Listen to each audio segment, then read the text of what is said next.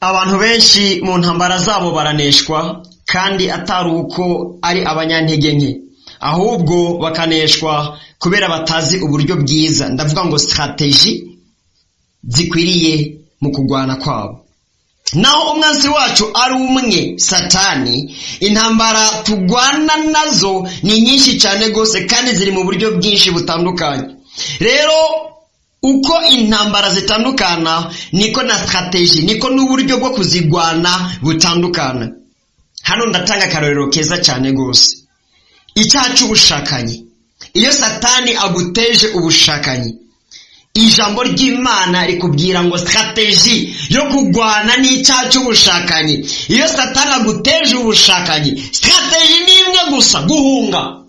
Usonye mu Bikorino igice cya mbere 6:18, ijambo ry'Imana rikubwira ngo hunga ubushakanyi. N'ayandi mayeri, wumvise ubushakanyi buguteye, tekera ubuhunge womoke wiruke. Uhagumye Satani aragufata. Yosefu yagwanye neza muri no rugamba, ngira ngo murabizi neza. Yatanye umutamana we muka Potifari, ahunga yambaye akabindo. Kero kuno bambara muvyibuke neza, bambara akabindo ariyo nka suvetma muri no misi, bakambara umutamana nk'ikanzu, bakarenza ko ipfundo, ariko ijya gitambara barenza ko hejuru bacita ipfundo. Nukuvuga nimba Yosefu yatanye umutamana muka Potifari, bisigura ngo n'ipfundo ryasigaye aho nyene, yirutse mu kabindo gusa muri suvetma. Egome ku buryo bw'umubiri yagaragaye nk'udakomeye nk'uko abisi b'ubu babivuga, kandi agaragara nk'ubutinya. Egome kandi mbere byari binasuzuguritse kuko yirutse ari hafi amenya mu bantu, mbwa mu buryo bw'imwemu yubahishije Imana kandi yagaragaye nk'umuhizi, kandi Imana yaramushimye, ngira ngo murabizi neza. Ikindi nacyo notaga ko akarorero, iyo uri mu ntambara zo kurementanirizwa, ijambo ry'Imana rikubwira ngo strategy ya mbere uri mu ntambara zo kurementanirizwa ni kwinumira, ukarinda kanwa kawe, kuko nyene birababaje, biraryana. Mugabo ni warementanirizwa ukagomba kugura kanwa, uko wumvise wagira icyo uvuze ukugura kanwa ukavuga, uzosanga uriko uritsindisha mu majambo yawe, cyangwa usanga uvuze ibyo abantu batakwibaza ko wavuga. Rero tsindishavu winumire. Imigani 17:27-28 habisobanura neza. Akarorero keza cyane ni Yesu Kristo. Baramuremenanirije, bariko baramucira urubanza, burya amajambo yavuze yabaye angahe. Baravuze byinshi arinumira, baravuga byinshi arinumira. Uwamubaje ati burya niwe mwami w'Abayuda, yamwisha turarivuze, abarinumiye. Burya nimba uri mukuri, reka ibinyoma bivugwe, ariko ukuri ukwako kuriserura kandi kugatsinda ikinyoma. Mugabo niba ugomba kugwiza amajambo uriko urarementanirizwa, uzoba wicaye mu mutego. Imana idufashe cyane. Mugabo ndakomeza nkakubwira ngo mu ntambara zose hari ibintu bitatu nyamukuru bidahara mu buryo bwacu bwo kugwana imisi yose iyo tugwana. Ikintu cya mbere, kwihangana. Ukwihangana uragusabwa mu ntambara zawe kugira ngo uheshe Imana icyubahiro. Icya kabiri, kwiyubara. Mu ntambara zawe kwiyubara uragusabwa kugira ngo ntute ukwizera kwawe. Icya gatatu ni kwirinda. Kwirinda naho urangije kwihangana no kwiyubara, shirako wirinde kugira ngo ntukore icyaha. Imana idufashe cyane. Nuko rero teme ikigo cy'uno munsi ivuga ngo ukwihangana, ukwiyubara no kwirinda ni inkingi zikomeye cyane zishigikiye agakiza kacu, kandi uwifise wese akabyubakira ko yama ashikama mu bigeragezo kandi akanesha. Imana idufashe cyane. Mbaye kaze rero mu kiganiro cyacu ijambo ry'umunsi. Kuri mwebwe ari ryambere tubana, jewe ngitunganya nkongera nkanagishikiriza, nitwa Iradi Ndiho Kubwayo, ndi mwene so mu gakiza. Iki ni ikigo kigira 11 mu vyigwa 12 turimwo twigishanya ku ntumbero y'ubutumwa bwiza n'intambara z'abantu b'Imana ku isi. Kaze twishimikize amajambo y'Imana, twumvice ijambo ry'Imana ritubarira.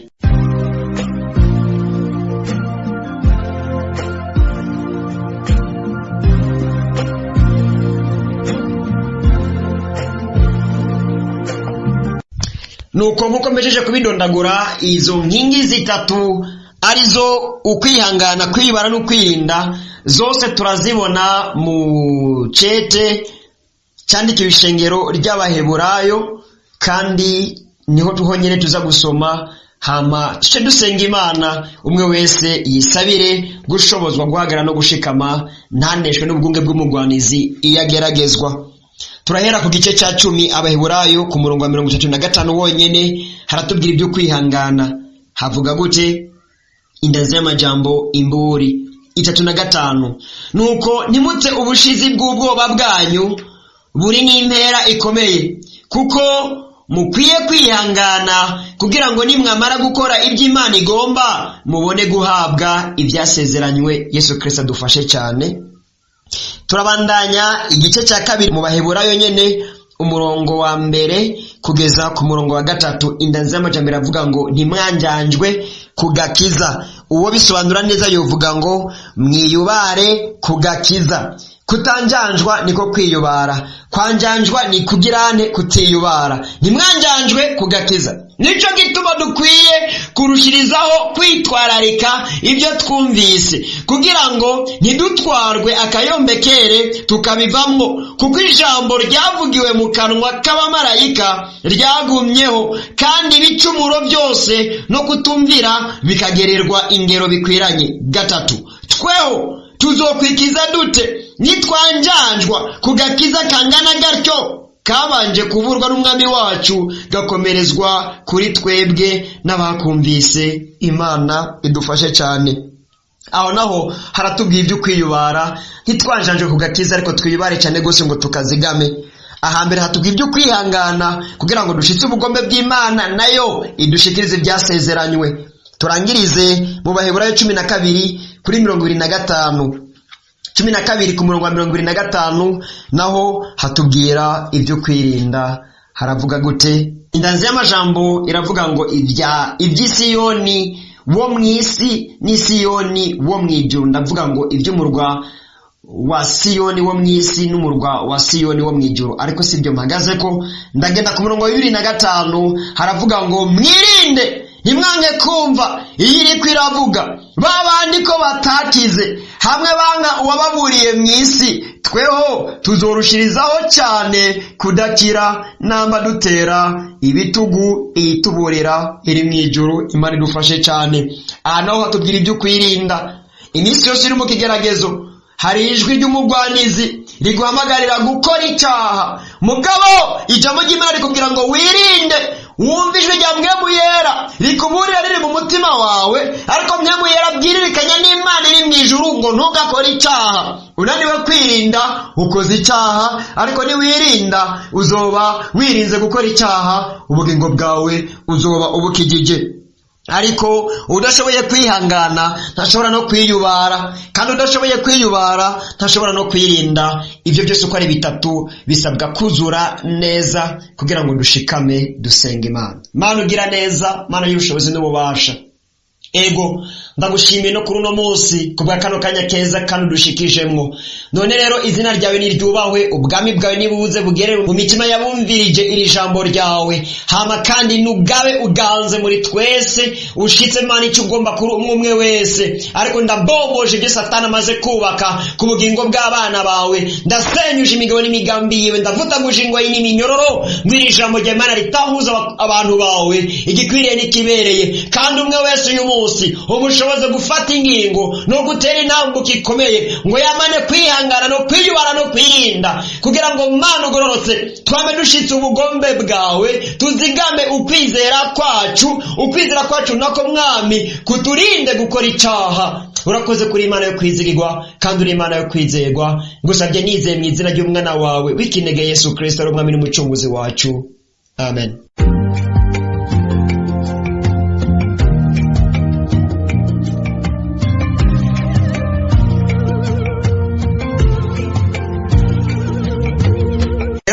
Uko biri kose intangamarara yabisobanuye bitari bikeya, nakanya nafashe nsoma amajambo y'Imana nagiye mbisobanura. Ubushize navuze ngo kugira ngo tugwane na Satani mu ntambara zacu bisabwa yuko twambara ibigwanishwa byose by'umukristo, hama kandi tukagwana na satani mu gusenga bo no kwisonzesha na cyane cyane, ariko kandi tugakoresha ukwizera n'ijambo ry'Imana nk'ibigwanishwa bikomakomeye gusumba bya bindi bigwanishwa byose uko ari bitandatu. Muri ibyo bigwanishwa byose uko ari bitandatu, ukwizera n'ijambo ry'Imana ariyo ngizo n'inkota nibyo bigwanishwa bikomakomeye bijya imbere.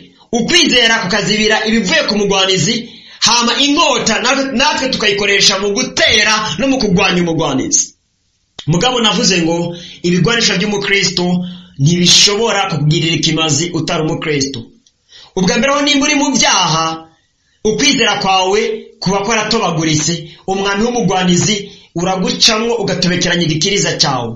Nimba uri mu byaha, inkota yawe yaraguye ingese cyangwa yaragobye, ntabwo wayikoresha mu kugwanya umugwanizi, yanavunika ugafatwa mpiri.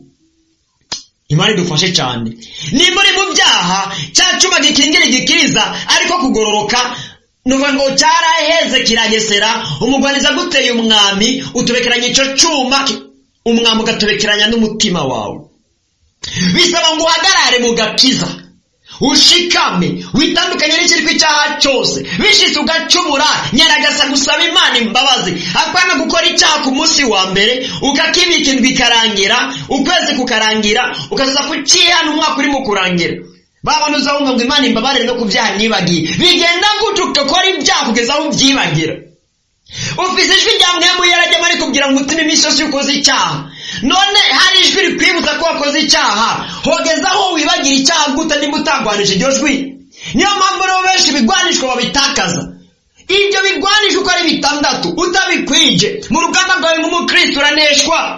Utwaye inkinzo gusa ariko ingofero ukayisiga, umwami cyangwa icumu rigema mu mutwe, ubwonko burasanzara. Utwaye ibigwanishwa byose mugabo inkota ukayisiga, uguma uri wo kubloka, mugabo ntushobora gutera. None uzobloka n'ingomezi zo kubloka, zo kuzibira zizoguherana, hagufatwe mpiri. Agakiza kazibira umutwe wawe, inkinzo izibire ibivuye ku mugwanizi, hama inkota uyikoreshe mu gutemagura abadayimoni n'imwemu mbi mu kugwanya satani. Inkweto zifashe ibirenge byawe nimwaca hari amabuye cyangwa hari amahwa udakomereka. Ukuri kukubere inkindi ukenyeza kugira ngo ibigwanishwa byawe wambaye kumbure ari byo hepfo cyangwa ibyo haruguru bidakoroka. Imana idufashe cyane. Hama usenge mu buryo bw'impemu mu bihe byawe byose byo gusenga, kandi ubibere maso ukobeje ngo usengere n'abera bose. Uyu yari Paulo yandikira Abanyefeso, ariko biratubwira natwe. Mugabo no munsi naje nkubwira ngo hari inkingi zitatu zishigikiye agakiza kacu, kuko iyo satana dutera hari icyo abagomba kutunyaga. Rero natwe iyo tugwanya na satani, icyo satana agomba kutunyaga iyo dutera nicyo dukingira iyo tumugwanya. Satana arahiga agakiza kacu. Navuze ngo satana ararondera abakristo, ariko si jewe n'ijambo ry'Imana. Satana ararondera abakristo ngo bakure mu gakiza basubize mu byaha. Agomba kutunyaga agakiza ngo dusubire mu buja bw'ibyaha. Rero kugira ngo tuzigame agakiza kacu, ari nabwo bugingo bwacu nyene, kuko agakiza kacu twakaronse, kuko ubugingo bwacu bwarokowe bukavanwa mu rupfu. Atunyaza agakiza asubije ubugingo bwacu mu rupfu. Rero kugira ngo ubugingo bwacu buzigamwe bisaba ko tuzigama agakiza. Kugira ngo agakiza kacu kazigamwe, izi nkingi zitatu zirakenewe. Inkingi ya mbere, kwihangana. Wihangane. Igeragezo cyose kiraryana. Ninde yabivuze? Ni Theogene burya. Igeragezo kiraryana pe. Mugabo ihangane ukora ibyo Imana igomba. Ushitse ubugombe bw'Imana mu kwihangana, kuko ni wihangana kugeza ku iherezo hari impera. Imana ihabwa icyubahiro. Umaze kwihangana, ukwizera kwawe kurakomera, kandi iyo ukwizera kwawe kumaze gukomera biranagushoboza no kwiyubara. Ihangane ushira ko wiyubare kugira ngo ntute ukwizera. Naho uri kurababazwa nibisugura ngo Imana yadutaye, naho uri mu makuba mwene daturi kuranyumviriza, Imana ntiyaguhevye. Oya, babigishwa ubwato bwuzuye imipfunda y'amazi buri mu kuzama, barabwira Yesu ati, mwami ko wisinziriye ntubabajwe nuko tugira ndupfe. Umviriza izo ntambara. Yesu ntabwo yari yabataye, yari kumwe nabo. bari kuvuga ati mwami byuka udutabare, intambara zageranye ko amazi ari kuzura ubwato tugiye kuzama. Mugamaza kumubaza ibibazo ngo ko wisinziriye ntubaje nuko tugira ndupfe, ariko yarabatabaye. Na Yesu ku musaraba yari mu ntambara zikomeye cyane, umubiri uraza ko wari wanamuremeye, hageze naho asaba kutajya kubambwa, mugabe aremera ubwombe bw'Imana. Ariko haraho yavuze ati data ni iki gikumpebesheje, mugabe Imana ntiyari yamuhevye. Niko byasabwa kugenda. Hari igikombe nawe usabwa kunywerako, kirimo imibabaro, kirimo amarushwa, kirimo intambara z'uburyo butandukanye. Bigusaba kwihangana rero ngo ntutukwizera, bigusaba kwihangana ngo ushitse ubugombe bw'Imana, ariko kandi wiyubare ngo ntutukwizera. Wiyubare mu marushambo yawe uri mu bigeragezo, wiyubare mu ngingo ufata iri mu ntambara, kugira ngo ntutukwizera kwawe Imana yawe muri kumwe, naho uri mu bibazo, naho uri mu ntambara, kandi iragomba ngo urushizeho ishimwe n'icyubahiro. Yobu yariyubaye, ntiyigeze aherereza amafuti ku Mana mu bigeragezo byiwe byose. Ibi byatumye agaragara nk'umugororotsi. Igikurikira ni kwirinda. Ikigeragezo cyose kiza ngo kikunyage agakiza, kandi ikikunyaga agakiza ni guhitamo gukora icyaha. Iyo ukoze icyaha uba utaye agakiza, kuko icyo cyaha cyawe gishobora kugutwara muri gihuno, muri inzu gipfana utakihanye. Icyo cyaha cyawe Satani acyurira ko mu guklayiminga yuko uri uwiwe, araduga ku Mana, turya muntu ntari umuvugabutumwa, urya muntu ntari umuririmbyi, urya muntu ntari umusenzi, yarakoze icyaha kandi uyu ni uwanjye. Utakihanye kiragutwara muri gihonombo iyo gipfanye, utakihanye kizotuma usigara inzamani yavuga ukigifise. Niyo mpamvu rero umuntu wese akwiye kwamana bino bintu bitatu: ihangane, iyubare, kandi wirinde. Urangije ibyo byose, hagarara ushikamye mu ntambara zawe, wambaye bya bigwanishwa byose by'umukristo, hama komeza gusenga. Byose ubikore na bya bindi nyine ntubyibagire. Nubande kwihangana no kwiyubara no kwirinda gusa ucureka gusenga, inkomezi zo kwihangana zizogushirana, kwiyubara bikunanire, kwirinda bikunanire, usanga ukoze icyaha. Ariko ni wihangana ukiyubara mukirinda, hama ugakomeza no gusenga, inkomezi zizogwira zo kwihangana zigwire, n'izo kwiyubara n'izo kwirinda zigwire. Kandi wikigeragezo gifise intango n'iherezo. Ibi bizokuzigama kugeza ku iherezo ryo kugeragezwa kwawe, Imana igucire akazo canke urugi, ikigeragezo kirengane. Yesu Kristo akompera umugisha cyane. Ndagomba ngo mwe mu Imana bafashe gutahura no bajambo, kandi ndagomba ngo bino byigwa byose guhera ku kigo cya mbere kugeza ku kigo cya 12 tuzorangiriza ko ku munsi w'ejo, ngo mbene data mubyumvirize neza, mbasabe mbere ngo mubikurikirane, mubisubiremwo. Ni inyigisho zikomakomeye nkuko mu Imana yabinshoboje, kandi n'amajambo y'Imana ariko aravuga mu minsi y'iherezo. Bene data tubibere maso, umugwaniza atadufatira. Ku munsi ukurikira ari umunsi wa nyuma, tuzorangiriza kuri iki kitubwira yuko gusenga no kwisonzesha ari bwo buryo bwiza bwo kugwana mu ntambara zacu. Yesu Kristo abamira umugisha naho butaha. Nuko nshuti za Kristo, iri niryo jambo ry'Imana nari mfise nsangira namwe kuri uno munsi. Mwebwe mwese mwadukurikiranye, Uhoraho Imana abahezagire cyane. Hama woba utari bwakire agakiza ukifuza kwakira agakiza, canke woba wari warakiriye agakiza ariko mu nyuma ugasubira inyuma mu vyaha, mugabo inyuma yo kumva ijambo ry'Imana ukifuza kugaruka kuri Kristo Yesu, nyandikira kuri WhatsApp yanje guteranya 265 9948883260. Izi nizo nimero zanje za WhatsApp, unyandikire kugira ngo mbigufashemwo. Nimba ugomba kwakira agakiza cyangwa ugomba gutunganya ubugingo ngo ugaruke kuri Kristo Yesu, tuzobigufashamwo. Eka nawe we ari rya mbere wumva buno butumwa bwiza ukifuza ko buzokoma bugushikira ukabusangira nacu, unyandikire kuri izo nimero. Ibisigaye ndushiza kubamagarira bene data kwihana no kureka ibyaha, muhindukire kandi mugororoke kuko iminsi ari mibi cyane.